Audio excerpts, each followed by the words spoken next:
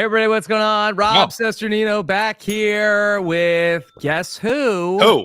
It's the knowingest know-it-all, Stephen Fishbach. Oh, hello. It's such a pleasure to be back in the off-season, what we call. I guess it's the on-season for the challenge, though.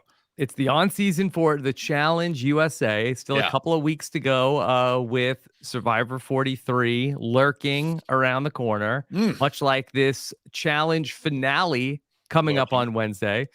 Steven and I said we were going to talk about the challenge at some point. So here we are. No time like the present. Steven, how are you? I'm great. I just got back from the optometrist, as I told you. They dilated my eyes, and I think they kind of screwed it up. I think my optometrics technician like double dilated my eyes because everyone in the office, everyone's like, oh my God, your eyes are so dilated. Anyway, now I can't see a thing. So I was really counting on like bringing up the cast list so that I could remember who any of these Love Island people are, or even any of the Big Brother people, or even any of the Amazing Race people. I mean, fortunately, this season of the challenge is largely just about the Survivor people who we already know and love. But I truly cannot see a thing. You are a very handsome blur. And I am going to be flying quite literally blind when talking about the cast as anything past Survivor. I do not remember any of those. That's fine. People. We're just here to have some fun here and talk about the challenge. It's great to connect with you anytime. So happy that we got the chance to do this. How's your summer been, Steven? It's been lovely. It's been enchanting. You know, in Washington, as I was complaining to you, a lot of mosquitoes. But other than that, it's been very nice. You know, get out. We just got back from Hawaii. How was that? I mean, you know, it was amazing. It was. We now, were there didn't you do this backwards? You were on the West Coast. Yeah. And then you came back to the East Coast to go to Hawaii. It was for a friend's wedding. One of Julia's best friends, my wife's best friends, is from Hawaii. And she had to plan the wedding 3 times because it was canceled successively for COVID because they have extremely strict had extremely strict COVID precautions. And it was wonderful. You know, it was beaching and paddleboarding and snorkeling. I was like, why am I going back to Washington? Why am I going back to this? And you do all those things? Yeah. You paddleboard, you snorkel? Well, snorkeling is pretty easy. You know, you really just got to like breathe. Paddleboarding, I was able to stand up on the paddleboard, which is not something I expected of myself. So, you know, if there's a paddleboard challenge on the Amazing Race, Rob, when we're on it, you know, we've got this. Look at you. Okay. Yeah. All right. Well, very happy to have you here to talk about the challenge, of course. You know that I love the challenge. I mean, I know you do. The OG challenge, I'm a huge fan of. Yes. Well, what do you mean the OG challenge? Like you're saying that not so much the Challenge USA? Well, I'm enjoying the Challenge USA, but like I'm saying, like my challenge MTV challenge, you have really long been, long-standing fan, of course. Steven, we've had so much amazing coverage of the Challenge USA over here on our Challenge wrap-up feed with Brian and Allie. Of course, check out their recap of this week's episode. I listened to it earlier today. I actually have some strategy questions that they were bringing up that I want to talk to you about. I've also been doing exit interviews with the challenge contestants. Did you know that? No, I didn't. That's so fun. I had no idea. Yeah. So I have not really, other than the exit interviews, I have not really talked about the challenge much. But I've really enjoyed it. I've been really enjoying it too. It's very fun. I mean, I love the format of the challenge. And to see it with basically our friends just dominating it. I mean, Tyson is, you know, he's the guy. He's running the whole show. So it's like what a thrill to see, you know, one of our closest friends. I mean, I officiated his wedding. You weren't even really at his wedding. No. So and I officiated, or I was at your wedding. You so were that's something you guys have in common is that yeah. I was at both of your weddings. But yeah, Tyson just killing it. Yeah. You had a tweet during the summer that you said that, incredible. You know, basically Tyson, you compared him with the all-time greats and said, you know, on the level with Johnny Bananas minus some characteristics from Johnny Bananas. It seemed like there was maybe some smoke between Tyson and Johnny Bananas. Oh, it did seem like there was. I mean, there was. It sounded like Tyson went on the Johnny Bananas podcast. Yeah, so I don't know if it's like professional wrestling, because I feel like that the challenge proper sort of teeters on professional wrestling. Oh, 100%. These people just like make up these absurd fake rivalries in order to get like asked back for a rival season. I mean, it's Yeah. ridiculous. And that's something that's different than our world. I feel like that maybe outside of maybe like there might be like a handful of people that like come up with like harebrained schemes of like, hey, let's start a Twitter feud and let's get into it. I feel like that's very rare in the Survivor world. Whereas Yeah. I feel like it And comes up challenge in the people, challenge. people Yeah. have been brought back on rival seasons because of a Twitter feud. Like that has been like the level of rivalry that you sent some mean tweets and now you have to compete together for $1 million. Will you be able to? Like, yeah, they're pretty much able to. Mm-hmm. And something I love about the challenge is that because it's basically the same contestants every season, there sort of develops this like mythology almost of it, like all of these like ancient wars and rivalries going back generations, and like, playing off each other for, because of something that happened 10 seasons before. It's very sort of fulfilling in that way. I mean, of course, it does seem, even as kind of Survivor has drifted into the world of people, and you've sort of were one of the first people to really note this. People like really memeing, people really like being performative in kind of a more aggressively camera friendly way. I mean, the challenge, those people are all over that. Like it's all like, kayfabe over there.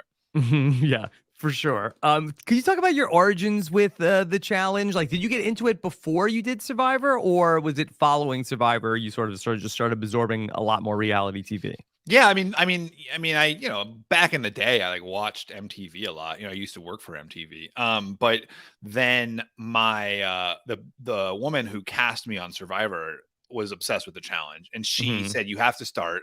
She started with me with Fresh Meat, which was an iconic challenge season because it brought in all of these sort of players that then went on to kind of have this huge influence on the rest of the game, and I loved it. It was great. The first Rivals is one of the great seasons of, I mean, there's so many like amazing reality TV moments from the challenge. The first Rivals is an amazing season of television. The Bananas backpack is maybe my top favorite. That and the Billy Garcia Candace moment, I think, are probably my two favorite reality TV moments. I don't even know about Bananas backpack. Oh my God. It's like, so there's this, maybe like Cutthroat or one of those. It was like mid-season, like somewhere in like the 15s or maybe the early 20s.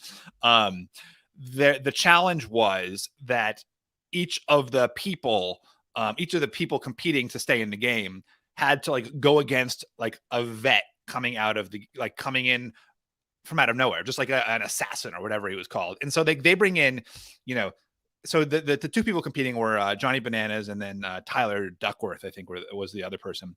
And the person that they have to like last against is like CT in his prime, like behemoth, stage, when he just like comes stomping into the challenge and everybody is terrified. And Bananas had to go against him first. And he literally, it was a challenge where these two guys are like tied together back to back. And you had to like pull the other person over to your goal or whatever it was. Maybe you had to like do something with a ball and get it into a thing. CT literally stood up, bent over, and carried Bananas on his back over to his. It was like the most epic manhandling in reality television history, or certainly up there. And then Tyler, it wasn't fair. Like CT had just like, he was a little bit tired when he went up against Tyler, and Tyler won.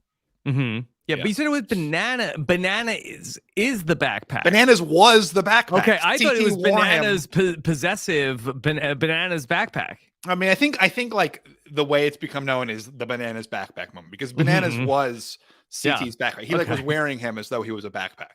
Wow. Okay. Yeah. Now, Steven, now that they did this Challenge USA, I feel like that, you would not be interested in doing this now, but do you feel like that you missed out on this and sort of like in maybe in another time that you would have liked to have gone and done this? Another time, and maybe like another body, like if I was another like human, maybe. I mean, there's no way. I mean, I didn't want to do race because I didn't want to do like bungee jumping, I mean, like, what about you? Do you feel like you would have enjoyed the challenge? I think I would enjoy the experience of being on a reality show. I don't know, like I don't look at the challenges and be like, oh, I'd like to do that, but it's pretty. I think it would be fun to be there and be like, why am I here? What is this? What am I doing here? I feel like that's the kind of energy I would bring to a reality show. So you're mostly that would be there to be ill-suited for being there. Yeah, yeah. That's like any show. I feel like just to be like sort of like just there and talking about like that this is like so bizarre that I'm here. I mean, there's certain reality shows that I think you'd be very well suited for. Mm-hmm. You I know, mean, of course, there's many probably. Big Brother. Mm-hmm. Oh, sure. Yeah, I mean, that's an easy one. You just go there and then you lose and you go home. yeah. Maybe Survivor. I think you could do well at if you ever competed in that. Yeah. I think that ship has sailed, but you know, we can explore all You this. you would be you now. You Rob. I mean, obviously, you did pretty well your first time. Not that great, but you did pretty well your first time out. Mhm. I think now you're even more the complete package, which obviously would hurt you. But the fact that you're much fitter, Mhm. you got a nice beard, very handsome. Yeah, yeah. And I think you know everybody. So it's like you go in, it's like But nobody wants to. so it was all stars, you're saying? Well, no, I'm saying now, if Okay. you went in, you have all these. But no, but it's returning players, returning players. Oh yeah, Yeah. returning players. Yeah. Everyone would want to, no one wants to, they all want invites on the podcast. So Mhm. they're gonna like be, currying your Yeah. favor. Yeah. All right. Well, we can talk this all through at a later date. Let's talk about the challenge here because we're here with what's it down to the final 9, final 10. Now, I've never gotten through a full challenge season, Steven. So Yeah. I'm really sort of like interested to know like where this goes from here. I think we have like a 2-hour episode coming up. So I don't know if it's going to be sort of like a normal hour of the challenge and then an hour that's the finale. I know they talk about TJ's final. But I have to be honest, I have no idea what TJ's final looks like. Yeah. I mean, what's interesting is that every season it is really different of the main challenge. And I think, if you've watched any of the MTV challenge, you know that the competitions have been slightly different here. Like there's not as much emphasis on math in the MTV challenge. Yeah. In wordplay, like they're a little bit more physical and slightly less, let's call it cerebral. But so I am also curious, but the challenges for the final challenges for the MTV challenge in the past have been insane. Like, it's climbing up a mountain, in the Arctic cold, and then spending the night like sleeping in a frozen river. It's just overnight. sometimes they have in the past. Yeah. A lot of I think recently a lot of them have been overnight, and there'll be some horrible torture that they have to perform overnight. They'll have to stay, they'll have to be one person standing the entire night. Yeah, it's some of the most extreme physical competition I think that is on reality television are these TJ's finals. Oh my god, and that's why they call it the challenge. It is a challenge. The titular challenge. Yeah, yeah. I think that they've like dialed back the extremity a little bit recently. I'm sure Allie and Brian could speak to that more, but some of them have been like just like crazy to watch. You think, how can these human beings accomplish this? Like truly like going up, a frozen mountain after a zero sleep and horrible conditions. Yeah, I didn't know it got that intense. Yeah. But so I am curious, and then some of them too are like running around a track 100 times. It's like there's a pretty big difference in terms of how, there's always gross food. There's often gross food eating, which is, I feel like you would do well at gross food. No, I would not. You do well in that. That's like you have like a superpower with that. I'm pretty good at that. I'm no John Cochran, who really, was great. Mm-hmm. Yeah. Mm-hmm. But yeah. So it's exciting. Typically, I think there's like an elimination right before the finale. So presumably at least one more, or one or two more contestants are going to be eliminated. And then, yeah, it's, survival of the fittest. Okay, so we have you here. I was hoping that we could do a little bit more of like a deep dive into the strategy of this season because, I mostly have been just sort of like letting it wash over me and just absorbing the show. I'm sort of, taking notes kind of casually just because, I have to do the exit interviews and sort of like, okay, what happened with this? What happened with this? But in terms of like the big picture strategy of the season, I'm sort of just like going off of like, okay, that's what they're saying. I listened to Allie and because I don't know the rules of the game. I don't know what they're doing. So I was listening to Allie and Brian earlier today, and they were talking about how they've been kind of disappointed with the strategy of the season and feel like that strategically, it has been a lot less strategic than a normal season of the challenge. And I hope I'm not misrepresenting what they were saying. But I thought that was kind of interesting in terms of like what is going on. How have you seen the strategy of the season so far? Yeah, I mean, I agree with that. I think there's a lot of the challenge is a fundamentally much less strategic show than Survivor for a lot of reasons. One of them is, the contestants. The other is just the format is a lot, because it's so much more based on the actual challenges. And you don't just vote someone off, you vote someone into a challenge. And so that person always has the possibility of coming back. And then the other thing that is like probably the biggest distinction is that at the end of the challenge, a number of people compete, right? So it's not a zero sum game in terms of getting to the, you can get to the end with your closest allies, and you can, and then sort of have the opportunity. And of course, like whether you want to get to the end with a bunch of really weak people who you think you'll beat, or whether you want to, do this, protect the strong thing that it seems like a lot of people in this challenge house are doing. Obviously depends on sort of your own personal strategy and moral compass and kind of how you imagine that you would fare against the strong. Like for Tyson, it makes a ton of sense to keep the strong because he's probably the strongest, and certainly in terms of like as an endurance athlete, so it makes so much sense for him to be like banging this gong of like, let's keep the best athletes around when you're the best of the best. But for someone like further down that tier, it does seem, and I mean, maybe this is what Brian and I were getting at. Like, it does seem like there's less maneuvering from the people who are less favored by the kind of big group house strategy. And I think as a case in point, I was really flummoxed by Ben's decision this past week to put in Enzo, who is a great person for Ben to have in the game, because for a couple of reasons. First of all, he's Ben's ally and friend. Second of all, he's definitely someone Ben can beat in the finals. And third, he is someone who would probably be put in elimination again ahead of Ben. So, like one of the big concerns, right, among both both groups, the men and the women, is that you don't want to be paired with someone who sucks in the finals. So the women are like incentivized to get rid of the weak men, and the men are incentivized to get rid of the weak women. But if you're a man, you kind of want to keep the weak men. So Ben just caving because he was like worried he would become like ostracized or would become public enemy number one. Like, I don't understand that, because nobody else in that house is going to make a decision based on how Ben voted, 2 weeks before or even the week before. Yeah. They're going to make it, especially this close to the end, they're going to make a decision based on what serves them best. So Ben should have used his leverage to make a move that served him. Yeah, especially because that are we even going to have another men's elimination? Who knows? I mean, maybe not. So it really does not make sense at all for Ben to make a choice that's based on his, social position in the house. Yeah.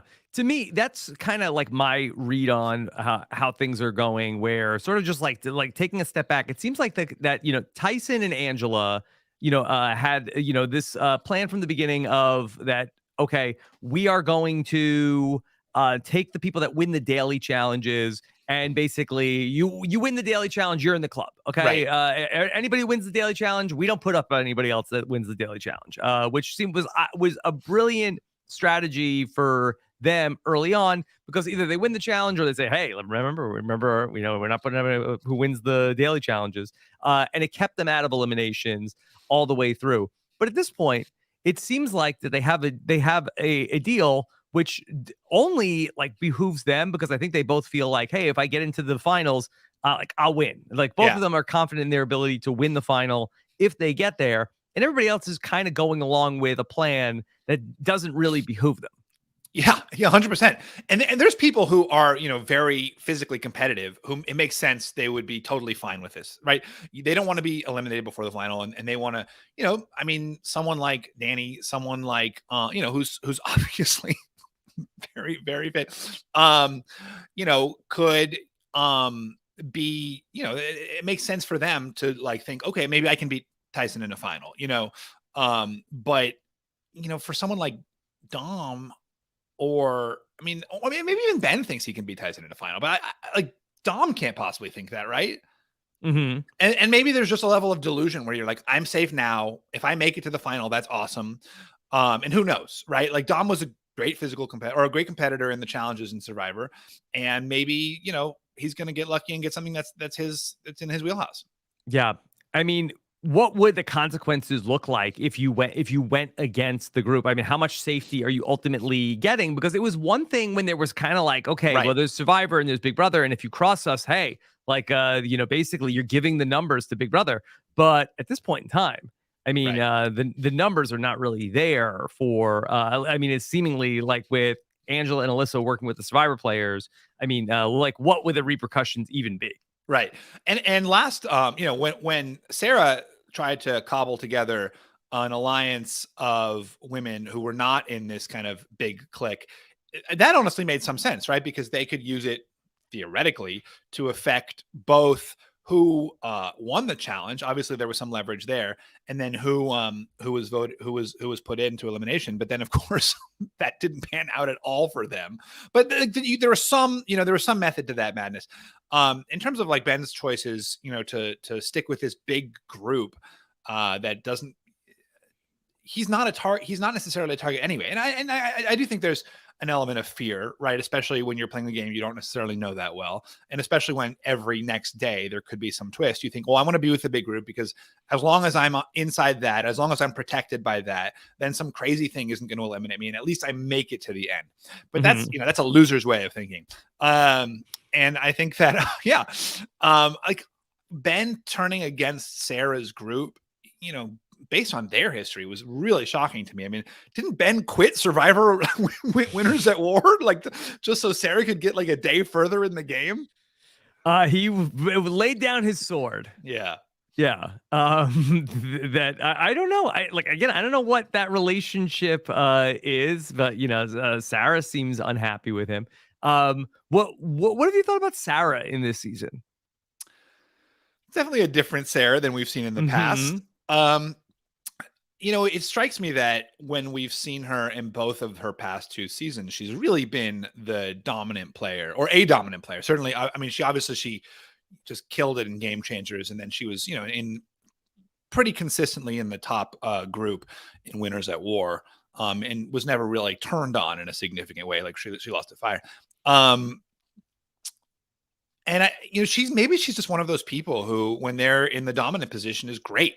And when they are in the losing position and an underdog, just totally falls apart and like becomes like angry and recriminatory and petulant, because that's more of what we've seen from her this season, I feel like. That's not how I see Sarah, where I kind of feel like that Sarah in Survivor Cagayan was a little bit more of like she kind of like was in a good position, like kind of saw herself as like more of like in a position of power and kind of like overplayed her plan or where she was in the game. She came back in Game Changers and I think was really never looked at as somebody who was like really like she was kind of like under the radar and a swing vote and really took advantage of like her social relationships. And that's really, I think that when she was like most deadly as a Survivor player was she would sort of like use her social game and charm to sort of win people over, and they wouldn't even realize that she would be throwing them under the bus, where basically she voted out like every single one of her allies in Survivor Game Changers. And she brought a lot of that also to Winners at War. Right. But it seems like in a lot of ways that maybe because it's a different game that Sarah has sort of like, hey, social game be damned. Like that's not a part of what we're doing here. And she has made some relationships with the women, but it's kind of been like, hey, put me in the challenge. I'm just going to beat you, which is also ironic that she's really never been a winner in individual challenges in Survivor, but basically she's just all in on the physical here. That's interesting. I mean, you've seen Cagayan much more recently than I have. I mean, my recollection was that there was what kind of the tipping point. I guess people were frustrated with her at the time because, I mean, obviously that was a long time for her too, right? She's grown a lot since then. Was that she? I guess she. Right, people rebelled against her because they thought that she was too. Right, there was like the whole Queen Sarah thing, right? That Cass wanted to dethrone. Yeah, she did not want to. Like, she would not put up any of her people. Like, there were certain like they had to come up with a name, and her and Cass couldn't agree on what the name was going to be. Right. That's interesting. I mean, that's it's interesting that Tasha and Sarah ended up both on this season together. From all that, yeah. It's the That is interesting. Yeah, I don't know. That's a really good point. I mean, one thing that's clear is that people, she does foster these incredible relationships with people, right? And we saw that even sometimes you'd see that in like little scenes. I remember there's like one scene where she was, where Dom was exploding, where Sarah, was having like some like heart to heart conversation, just randomly in the background, some heart to heart conversation with someone. And so clearly she, still building those bonds. It's interesting that you say that though. Yeah, she's less utilizing them, but maybe again, like she was in a position in both of those previous 2 seasons to utilize her bonds, and maybe that sense of powerlessness now where she doesn't have the agency that she did is frustrating for her. I've always thought she's such an interesting person on these shows because I feel like that when she, like going back to Survivor Game Changers, like I feel like that she has like this social game where like go back to like like all these people that we know who played with her, Andreas and Zeke's and Suri, right. they loved her when they were out there. Yeah. And that she used that to sort of like, ingratiate herself and then ultimately, betrayed like all of these people. And none of them ever saw it coming. And I feel like that normally on these shows, when you have somebody like that, like it kind of comes through a little bit more to the viewer, where the viewer also like feels very warm to these people. But for whatever reason, and maybe it's like that she doesn't put the energy in the confessionals, the viewers I feel like never get that side of her in her confessional where they feel like that they can see it. And I think it's one of the reasons why it's kind of like a hard person to understand on these shows. Oh, 100%. I mean, her confessionals are always like shockingly bland. And then, other people are talking about how much they're in love with her. I mean, Sierra Dawn Thomas, obviously, gifted her the legacy advantage. And she's, made some questionable calls. Yeah. in her alliances. Sure. Yeah. And beyond. Yeah. But but that's what sort of my point was, like, when she, or less about the confessionals, but like when she is in these positions to, backstab her allies and make these moves, like that's a very fun position to be in. Like when you are like, when you're in the Matrix, you're in Neo, and here she's like outside, she's like not able to impact anything. And I think that's why she's having such a hard season, is because like I think she's like, that's a very frustrating, and maybe it's because her social relationships are less relevant here because it's so challenge based and because she's consistently out of power. And obviously there's an element of ego too, right? She clearly thinks of herself as like a dominant physical competitor, and that just has not yet been the case. And so that must be consistently frustrating. Yeah, it's because so much of it is out of her hands. Yeah, that's a good point. Of like, it's like basically like, hey, we're coming for you. There's nothing you can do about it. We're not going to give you what you want when you want it. And so she has like no other like recourse but to sort of like lash out at other people and then basically just go back to put me in the different challenges so I can win. I think that one of the really interesting things in the season has also been the relationship or lack of a relationship with Sarah and Angela, where the rivalry. I mean, it's like, yeah. I mean, this has been very exciting because Angela, like in her own way, is very like matter of fact, very very blunt, like very plain, but she almost is like in a lot of ways like comes across as like emotionless about things, where Sarah is like getting like angrier and angrier and angrier. Angela is just like still. Is that what Angela was like in her Big Brother days? At times, yeah. I mean, I think that the thing that's really come to light, I think, in the challenge is that she is like a stone cold killer on these shows, and is like and I have to say, not boring. Okay. Very engaging. Is that like a buzzword around Angela being boring? This is even stop saying that. Come on. This is my problem. Like, I don't know a lot of the history of these contestants. Like, David is the one that like flummoxes me the most, because why is he there? Like he was like first out on Big Brother, and his confessionals are consistently terrible. He like got gassed out by Enzo. I mean, you know, what's the Yeah, so David, he was on Big Brother 21, and sort of got like a really like raw deal in terms of like he got really screwed. It was a very unfair twist, like famously, like and it was like very unfortunate. Like it really seemed as though like the people of color were targeted unfairly at the start of that season. Then, but they had like a twist where they didn't really leave the house. They just put them in a uniform and they like hung out around the house. He was the first of those people that he just got like selected like a year out of the game, but he got to like hang out in the house for like 4 more weeks. But not to play the game, just to like. One of them was gonna have it was like basically it was like edge of extinction, but they got the chance to get back into the game. He didn't get back into the game, but then the next season was Big Brother All Stars, and they brought him back for that. And like, okay, well, what? Maybe if he gets a fair shake, maybe he'll have a shot. But he's not somebody who is like a strategist. You know, like he is like you know, he's into CrossFit. I talked to him on the exit interview. He seems like he's like taken his fitness to another level. But as far as like being somebody who's like a really like a game player, like that's not David. But the fitness thing, I mean, he also did not seem to perform super well in the challenges. Yeah. He's a big CrossFit guy. I think he also has in his background, like I think he had like a lot of like a huge like weight loss story also. And what is it that the fans are connecting to with him? That's what I'm curious nothing. about. Like, nothing. He's the fans are like, why was David on the cast? Yeah. So yeah, that was somebody that like that.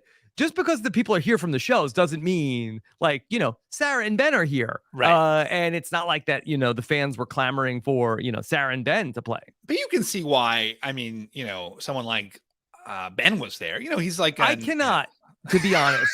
And I say full disclosure, like I like Ben. That I feel like that he is you know, he's always been you know, a nice guy with me.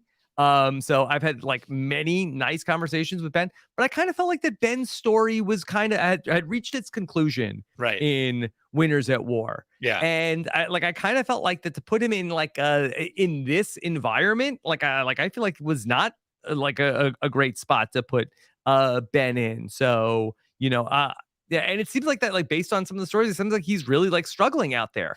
You know, and he's had struggles during his other Survivor experiences. So, like, well, I thought honestly, that was that's probably why they decision. Put like someone who's got you mean mental health struggles. Is that what you mean, or yeah, like and again, I don't want to like you know like I'm not a therapist or anything like that, but it seems like that his struggles have been well documented, especially like towards the end of you know Winners at War. So I don't know. I thought that was a curious decision to have Ben come back. I mean, they cast 4 people with mental health struggles with the hope that you know something will happen. Yeah. So, you know, that was wild. I thought when I saw the cast list. Yeah, I mean, it does seem like it is a question. I mean, you think of like they could have cast basically any Survivor players, right? I mean, you're like, why? Like, why these ones? There's definitely some like questionable choices. Even I mean, you know, yeah, I mean, so many people who could have been cast. I haven't been thinking about that because it's you know, you spiral out, you know, like all these other people, you can't think that way. Like this is what we have in front of us. You know, you got to learn radical acceptance, you know, give thanks to God for what we've got. Yeah, I mean, Sarah to me like made some more sense because I feel like that she seems like that she's like really very willing to like put her body on the line and go all out in these you know events. And Danny, I thought was somebody who was like a really natural fit for this because I've been a long time Danny fan. I mean, I loved Danny this season, and you know, probably disproportionately even to like the impact he had on the season. And now, I mean, he's been so fun. Like the Kiki confessionals, it's amazing. And it's funny now you can like hear you know that like the producers there are like, this is fun. Sure, like, you can hear them be like, so what would Kiki think about this challenge? They made that his thing. Yeah, for sure. And so. The Danny is somebody who, like, I feel like we've really gotten to know him a lot better in the challenge than from Survivor. Yeah.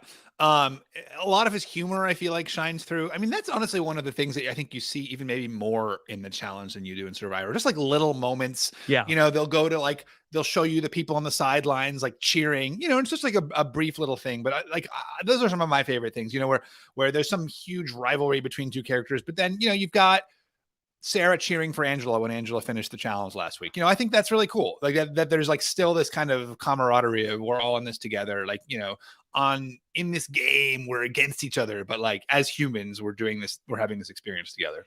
Has there been any people that you like had no exposure to previously from Big Brother or The Amazing Race or from Love Island that you came to like from watching them on the challenge this season? I really liked Cash, Lady Cash, right? There was Boy Cash and Lady Cash. And then Cachette. Yeah. Her confessionals were just, I got a lot of pleasure out of just like her sort of like, what am I doing here? Like, this is great for me. That could be me. That could be me. I could have that. Yeah. Who's also killing it in the confessionals, who, we've seen before, but maybe not to this extent, is Desi. She's great. Yeah.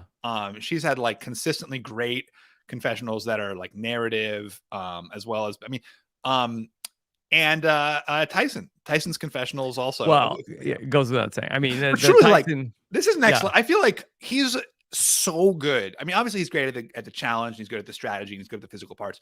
But like, we've always known his confessionals are funny ever since like Man Tiara on Tocantins.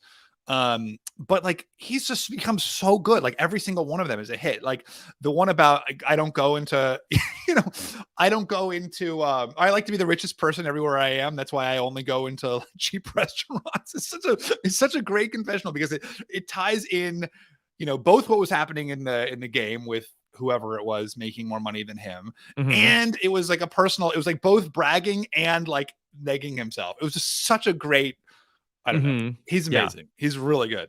Yeah, and you could tell the producers, they like really get Tyson. They know what he's going for. Like, I feel like that it's almost like I feel like that from what I understand, like, the challenge season is like a movie, and he's like, so, cast in this role, like, and he's doing like a great job of playing this part in this season. Oh yeah, and he's what does that mean? Actually, I have no idea what you mean by that. Like that you need this person in a challenge season, right? Don't you? Yeah. The sort of like guy who's dominant and kind of like snickering, like the cocky strategist who's basically saying nobody can beat me, and then making fun of the other people who are out there, sort of like Johnny the villain, but the villain that you, I don't know if you even hate, but it's sort of like that, the villain that is like the interesting villain. Yeah. No, he is very much that. I think you're right. I mean, just so many great, and in the challenge, those are often the heroes, right? It's not, I think if you saw the same content from Tyson in a Survivor season, you'd think like, oh, this guy can't possibly win. But, there's a little bit more swagger in the challenge, like there's less of the need to have the rootable everyman hero in the challenge. So, it's still, yeah. Yeah.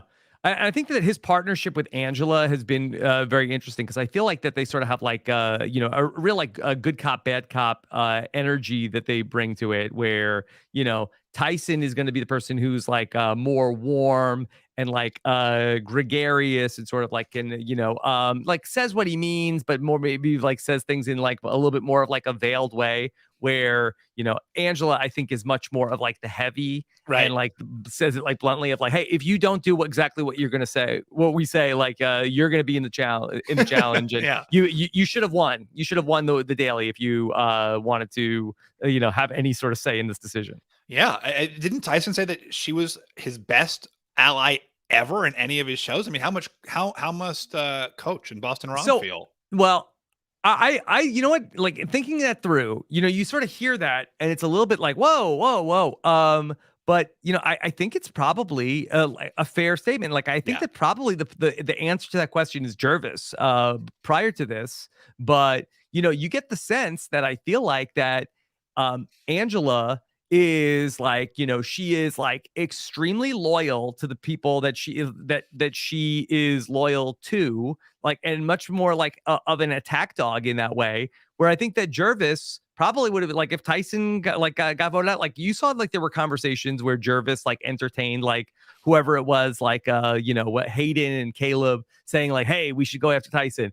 And like Jervis like listened to those conversations. Where could you imagine somebody coming to Angela and saying like, hey, we should throw Tyson into the elimination? She'd be like, that's a non-starter for me. We're not doing that.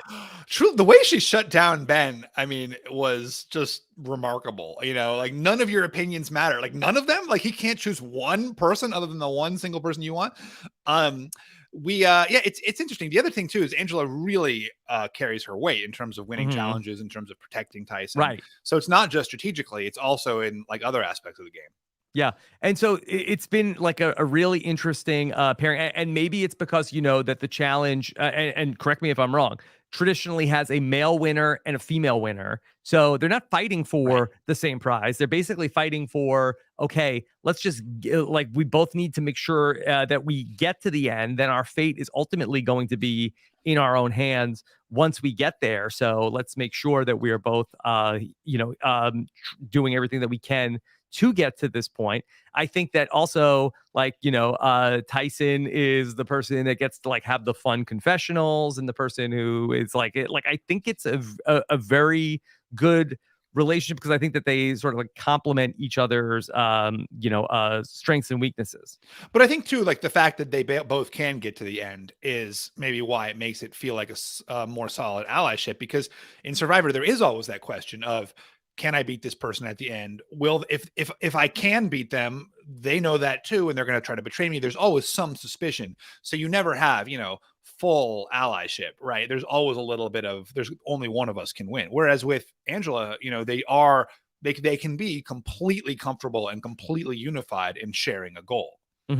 Okay, so there's been a lot of talk about like, hey, I don't want to be partnered with this person for the final. This person can't swim. This person is slow. I don't want to do it. So how does this work with the finals in terms of partners? So really, the way finals work varies dramatically. Sometimes it's fully individual. Sometimes you're partnered up with like a person for the whole final. And then recently they've been doing it, which is really fun. And especially on the challenge all stars, they have been doing it where you are partnered with each person for a leg of the challenge. So everyone gets partnered with every person every guy gets partnered with every girl. So like you'll get this partner on the first leg, you'll get that partner on the second leg, you'll get this partner on the third leg. So you just have to kind of hope. But do you have to wait for like, hey, I'm waiting for my partner is with a dud for the previous leg. Yeah, if you're out of other people, yeah, you would have to wait for them. I mean, it really depends, but like that's not always the case. I mean, sometimes it's the first person to get there. Is that how it works? Well, the first person to get there, I guess I honestly don't remember. I think the first person to get there would then partner with, but sometimes you're with the same person throughout the whole final. So that's not always the case. One challenge that was true. I think All-Star season 2, that was not the case. So I mean, it really varies, but it is pretty common that you're paired up with someone. And so the idea of not wanting to, be totally messed up by that, just because someone terrible is left in the game who, you dramatically physically outperform, like that must be so frustrating. Steven, do you think that they will do another Challenge USA? Yeah, probably, right? It's got to be really cheap to produce and like get pretty good ratings.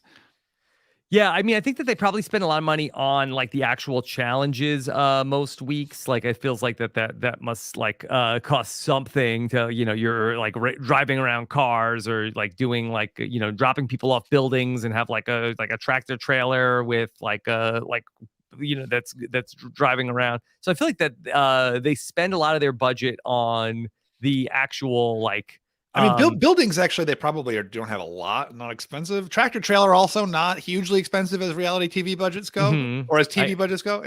Yeah, I guess not, but I feel like it's more expensive than like whatever some of these like Survivor challenges are. We don't even need to get into exploring like Big Brother, but. All right, so Steven, give me some names of people you want to see on future Challenge USA.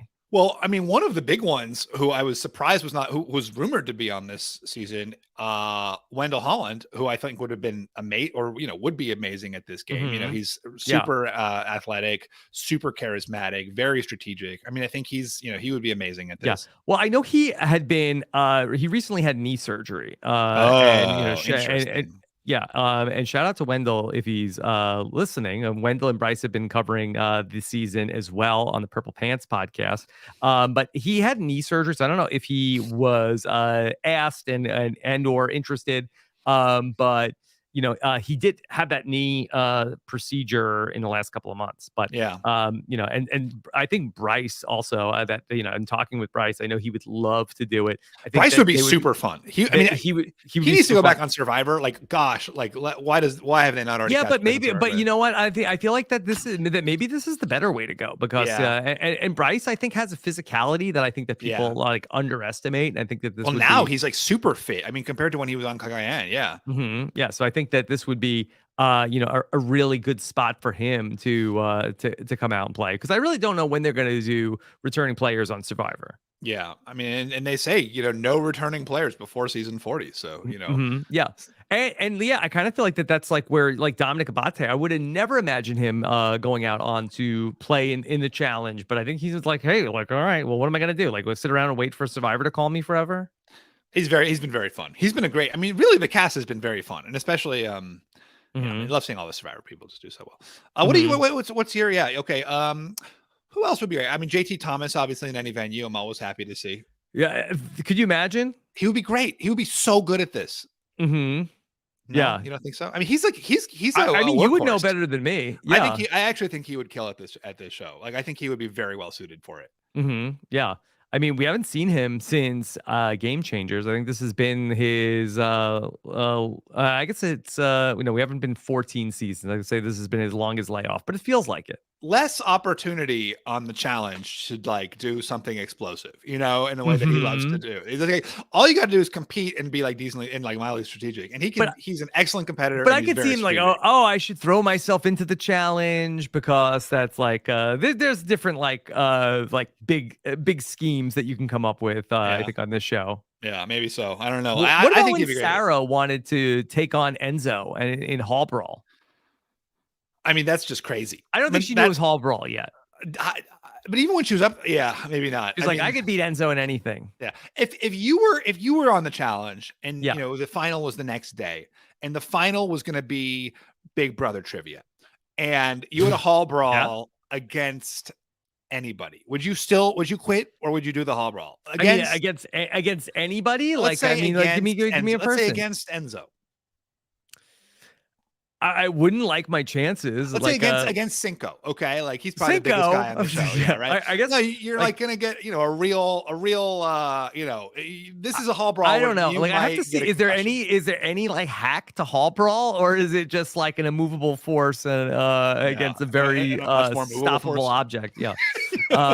Like I wonder, like could you sort of like just like dive down and then he like goes flying over you and then you run to the thing? But then. I mean, people have tried that. It's not the most effective. Because like you got to get up, you got to dust yourself off. Yeah, like maybe if there was like the old man from Squid Game could tell me like, oh, we used to do Hall Brawl all the time when I was a kid. This is what you need to do. Like, all right, listen to him. Yeah. All right, Steven. I know you have a busy calendar. I appreciate you making time to talk about the challenge. Oh, this is so fun. Anything else that you want to get off your chest? Oh my God. It's just flown by. I feel like we were just getting started here, Rob. I know we're just spitballing, talking about the challenge. I know. It's super fun. Like I've said, Survivor asserted itself once and for all. Most dominant show, unstoppable. I mean, definitely. I mean, to be fair, like there were very few amazing racers. I mean, Amazing Racers not exactly cast to be, as strategists, but they really got the short end of the stick here with not having a lot of allies to go. But as far as Survivor versus Big Brother is concerned, like it's been settled.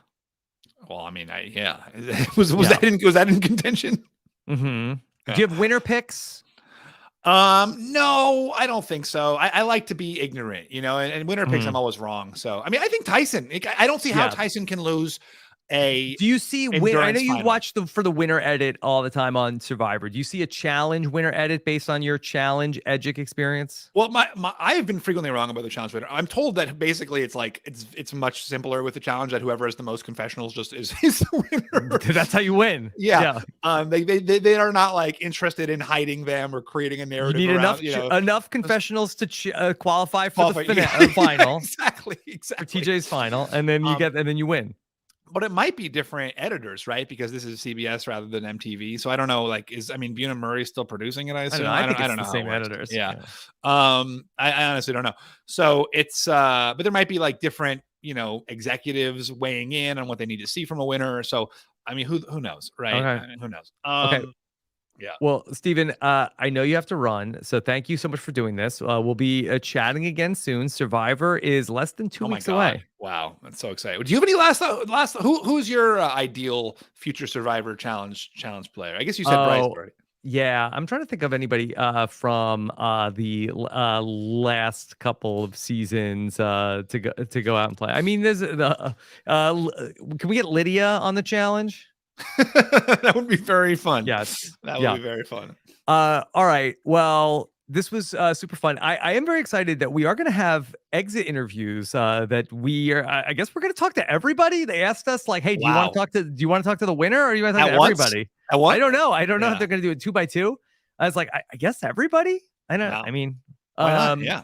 So I don't know. I think that we're going to have like a day of challenge exit interviews coming up on Thursday.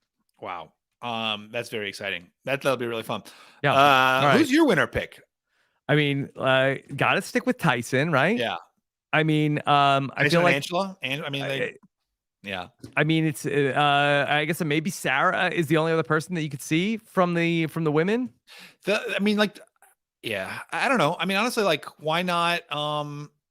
Like Desi, like, why not?